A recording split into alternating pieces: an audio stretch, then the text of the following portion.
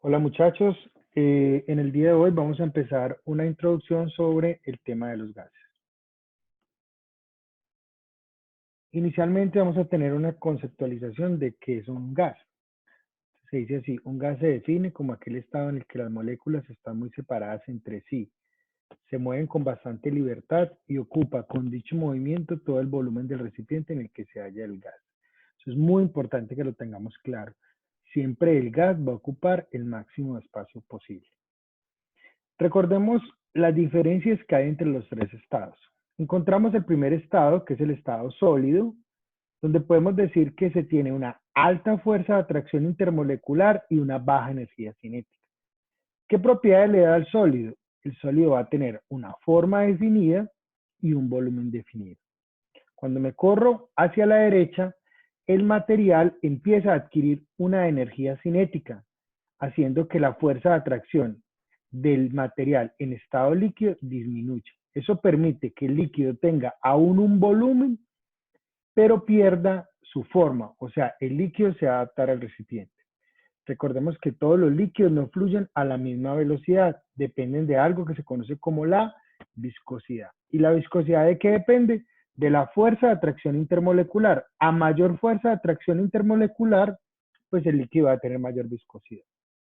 El objetivo de esta clase es enmarcarnos en el estado gaseoso. Vemos que en el estado gaseoso la energía cinética es muy alta, es muy alta.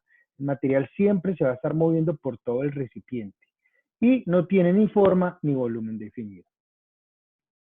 Vamos a ver un ejemplo de una pregunta ICFES que tiene que ver con lo que acabamos de explicar. Dice así: dentro de una caja se acciona una pipeta de gas de helio y con el transcurso del tiempo el interior de la caja se impregna con este gas. Las partículas de helio se mueven en el interior de la caja como se muestra en el modelo de la figura, en donde la caja se presenta por un cubo. Entonces vemos acá que el material se está moviendo en todas las direcciones en el recipiente, ¿sí? Se está moviendo en el recipiente en todas las direcciones. Entonces dice así: según lo anterior, ¿cuál de las siguientes inferencias se puede hacer con el anterior modelo? Leamos la pregunta, la respuesta es perdón, y miremos cuál creen ustedes que sería la respuesta correcta.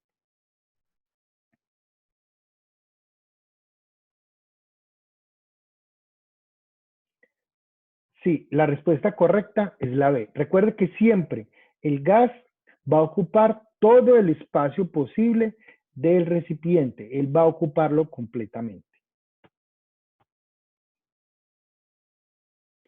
Hay otro concepto que tenemos que tener muy claro con respecto a los gases.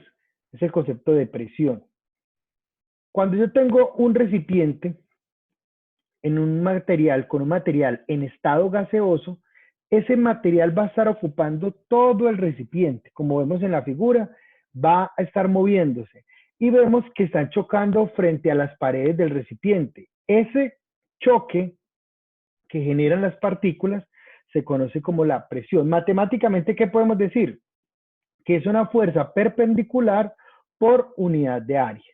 Entonces, todas estas colisiones que están ejerciendo las partículas del gas se conoce como una presión. Todos esos choques que dan contra las paredes es una presión.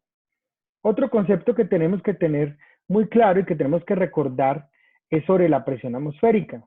Recordemos que la presión atmosférica es la presión que ejerce la columna de gases que tenemos encima y varía con respecto a ¿qué? Varía con respecto a la altura. Siempre, siempre, a mayor altura hay menor presión atmosférica.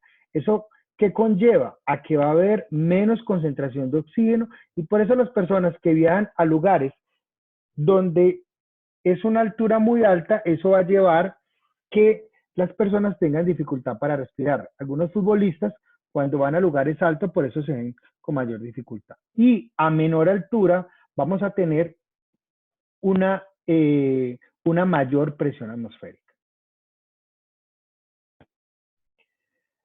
Así como tenemos unidades para medir la masa, como son los gramos, el peso, como son los newton, el volumen, como son los litros, la temperatura, como son los Kelvin, también tenemos unas unidades de presión.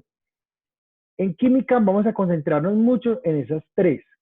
Unidades de presión hay muchas, hay bares, hay pascales, hay kilopascales, pero vamos a concentrarnos en estas tres. Tenemos que tener claro que una atmósfera es igual a 760 milímetros de mercurio y es igual también a 760 torr. Se conoce torr, esa unidad de torr, en honor a Torricelli, que fue el inventor de la unidad de presión. Entonces vemos aquí un ejemplo. Dice, la presión atmosférica media en la ciudad de Medellín es de 640 torr, mientras que en Bogotá es de 0,737 atmósferas. ¿Cuál de las dos presiones es mayor? ¿Qué significa eso? Que tenemos que hacer una conversión. Podríamos pasar de torr a atmósferas o de atmósferas a torr. Es más aconsejable trabajar de una vez porque en atmósferas, porque más adelante vamos a ver que se hace necesario pasarlo a atmósferas. Entonces, aquí nosotros que tenemos la conversión, una atmósfera es igual a 760 milímetros de mercurio. Entonces planteamos la ecuación, vemos acá, tenemos 640 por una atmósfera, recuerden que lo que voy a llegar va en la parte superior y la misma unidad que yo tenga acá la coloco en la parte inferior y colocamos la conversión. Dice, acá, una atmósfera son 760 torr.